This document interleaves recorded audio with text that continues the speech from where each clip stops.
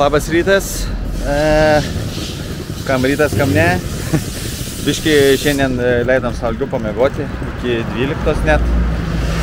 Ir dieną anksčiau užbaigėm kelionę Tokijui, nes nebėra čia ką veikti mums. Tai nusprendėm iš karto varyti į sekantį miestą. Tai jisai bus Kyoto.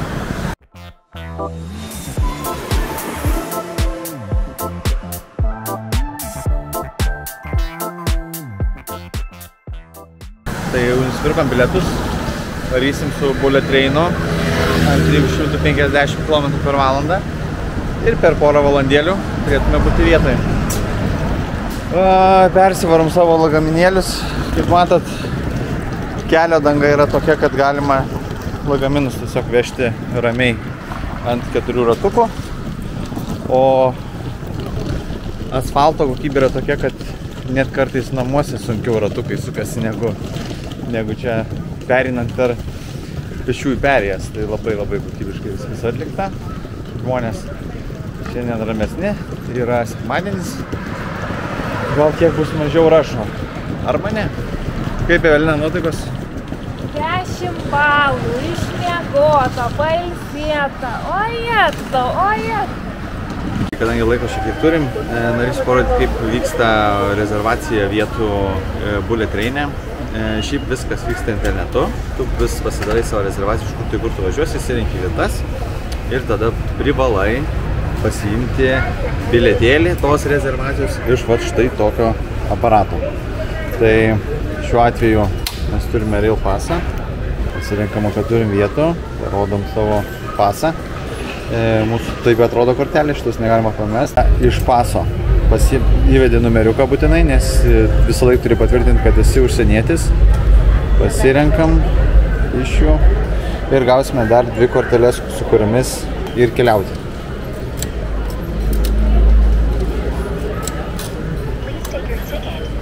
Hop, va 2. Vienas yra Evelinos paso numeriukas, kitas yra mano paso numeriuko galiukai. Ir su jais 2 turi važinėti. Laukiame prie savo buleto, kuris turėtų mus vežti į Kyotą. Taip pat Evelina taupo kavą, nes turi labai prabangų desertą, kurį nori išbandyti. Nes vakar taip ir neparagau, buvo labai vėlų, nebenorėjau. Tai šiandien unboxinsiu ir parodysiu, kaip ten viskas buvo gražiai supakuota. Taip atrodo bullet traukinys iš vidaus. Nežinau, gal filmau, gal ne, bet pasižiūrėsim. Mes esame ekonominiai klasiai, tai reiškia, yra 2 vietos ir 3. Pirma klasė visada yra 2. O dabar Evelina unboxint savo prabangųjį. Prabangieji sausainiai. Ir štai. Kaip reiškia. Pažiūrim, kaip čia atsidaro. O, jetau. Nu, tai kas, žiūrėsim, kas viduje. Iš nuotraukos buvo labai gražu. Nu, tiesiog Nutella su sausainiu ir šokoladu. Ar vertėjo 15 eurų mokėti? Vertėjau pabandyti. Duodat sausainiui balų? 7. Tai nevertėjo tada. Važiuojame bullet trainu ir bandome pasižvalgyti, kas vyksta.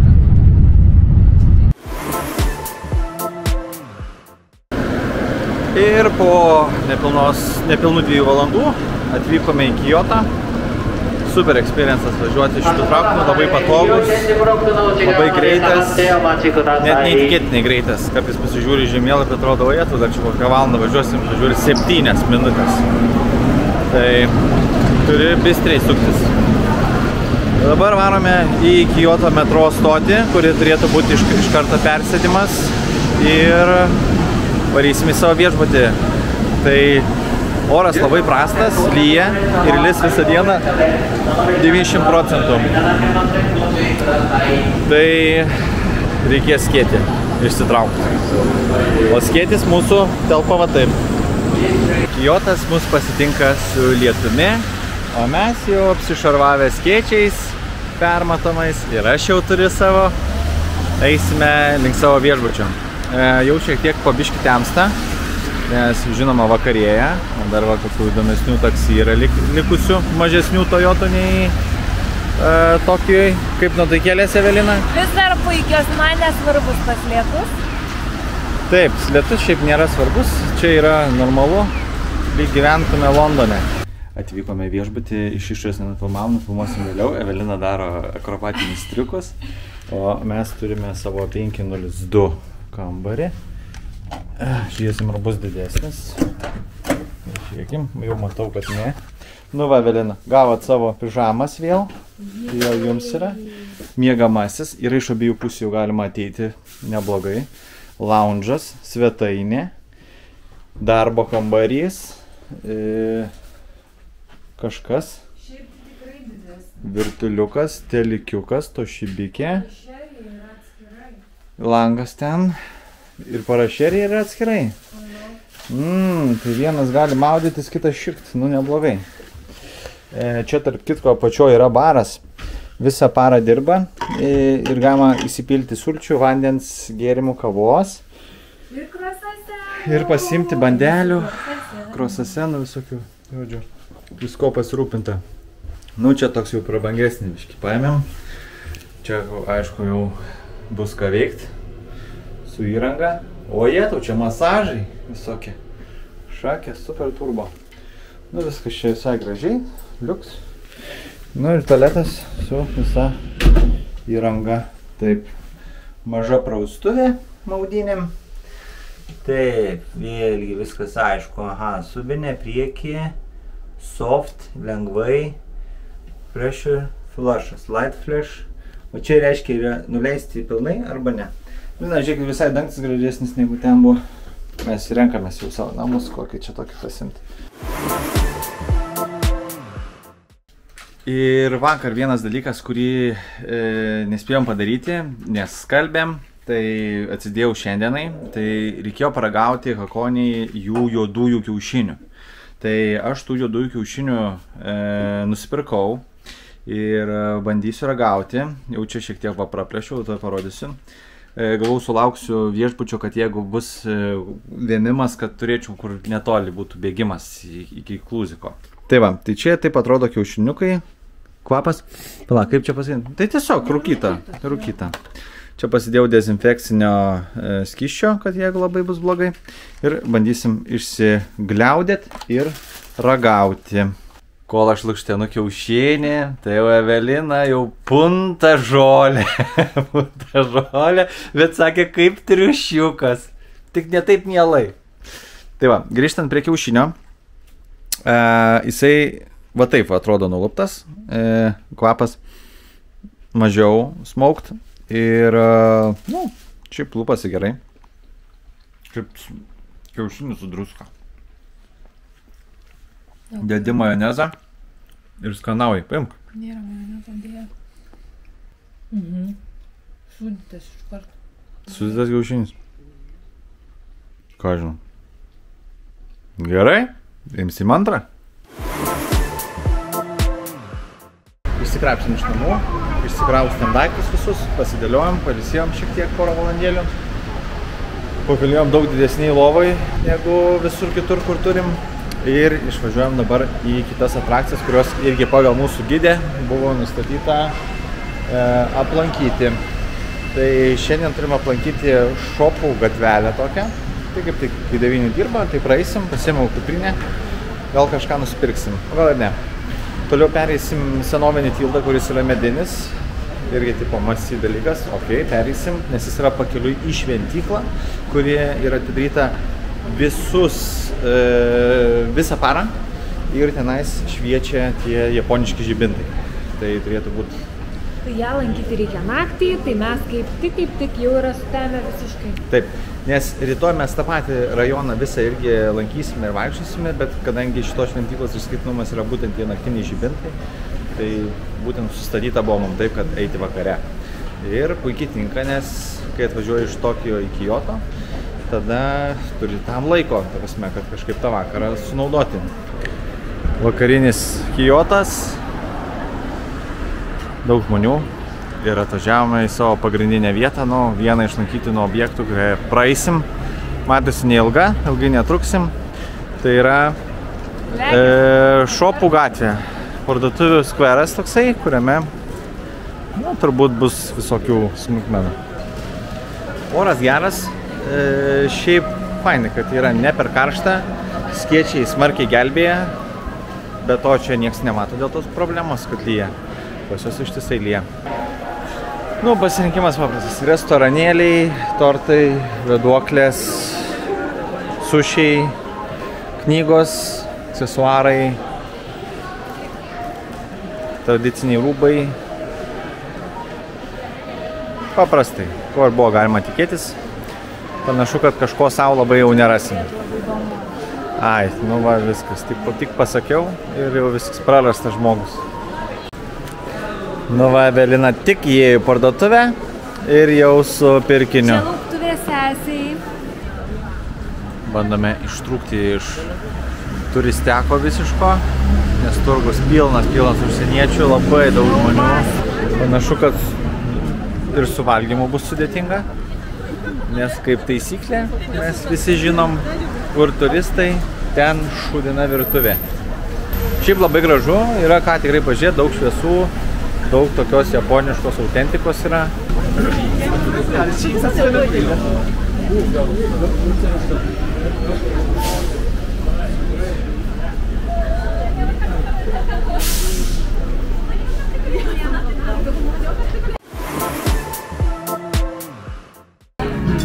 Iki šventyklos einant, nusprendėm, kad reikia biškį užkasti kažką tais ir atėjom į tokią vietinę azikaną, kuri čia pagrindė tai alkoholiniai gėrimai, toksai čilas, žmonės sėdi, kalba, bendrauja ir galima maistus sakyti.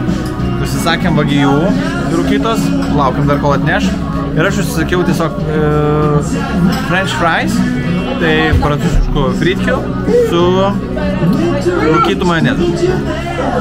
Vat Japonijai French fries yra va taip, skiltelės. Bet Evelina sakė... Viskas rūkyta, visko gal sakėm, viskas rūkyta ir rūkytės irgi rūkytos. Skanu, nerealiai. Nu, lauksim vagijų, dabar žiūrėsim. Ar permuš?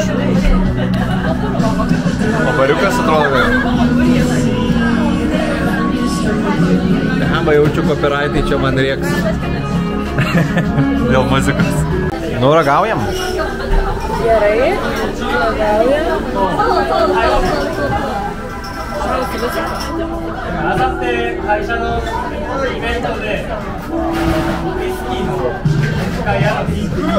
Šaltas vagijų, rūkytas, ne?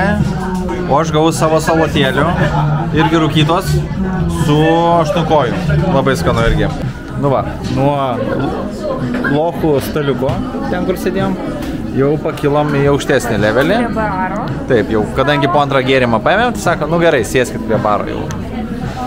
Ir jau čia vat vyksta visas veiksmas. Čia va žmonės va tam dideliam cilindre rūkina visus patiekalus, absoliučiai viską. Net ir sojų padažą. Sojų padažą rūkytą ir jo kvapas toks aštrus. Labai stipriai rūkyta. Nu ir čia standartiškai druska rūkyta. Tai va, dar galvojam, gal dar kažką rūkyto pasimti. Išėjome iš kavinukės ir einame dabar jau link šventyklos. Matosi, miestas užsidaręs, nors prieš valandą dar čia buvo visiškai pilna, viskas atvira, dabar viskas ramu. Priėjome šventyklos vartus, eisime gilin, vienintelė šventykla, kuri dirba visą parą. Jos išskirtinumas yra tame, kad tenais yra 1000 žibintų, kurie yra apšviečiami naktį ir tas mums yra patrauklu. Šiandien priėjome pagrindinį objektėlį, šviečiančius žibintus. Labai jauku, labai ramu. Svirpliukai taigi tai girdisi. Apsauginiai tvarko, valo.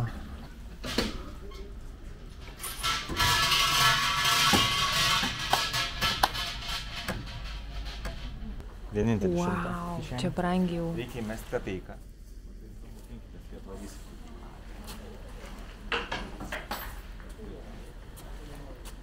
Dabar skalandim tvarką.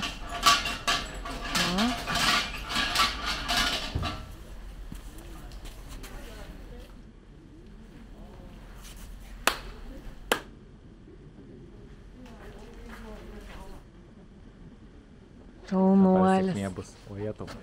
Einam loteriją, pirksim biletą. Pamačiau push ir galvoju, viskas. Reikia jau čianai eit. Pasirodo, čia yra push, o ten meti kapykėlį. Ir vėl suploji, nusilenkit, suploji 2 kartus ir vėl nusilenkit. Ir taip ir generuoji biznį. Sekantį startupą reikia daryti šventyklą. Kaip galvoja Evelina, japonų šventyklą pasidarom, pageneruosim normaliai, pamokinsim palankstyti visus, 5 eurai minimum, kitaip sėkmės nebus. Net dar pamokėlė lankstymus irgi eina. Tai jau už 10 eurų.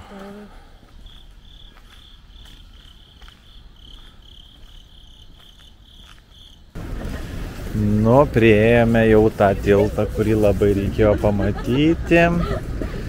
Labai čia daug žmonių juo eina. Bet Evelina sakė, kad jinai atsiprašo savo kojelių, kad 15 minučių iki jo žygiavo. Esmė tokia, kad jisai yra jo medinis visas. Nu ir ką, tiltas kaip tiltas, ten jis iš karto pasibaigė, nieko čia kažko įspūdingo, važinėja mašinos ir tiek. Ir teka upė. Ir teka upė. Nesimato. Bet žodžiu, teka upė čianai. Labai sekli. Tai tiek šiandien. Tai tiek šiandien, va, Evelina jau sako. Atsisveikinam, viso geriausio, iki kito pasirodymo, toliau Kijote. Mua!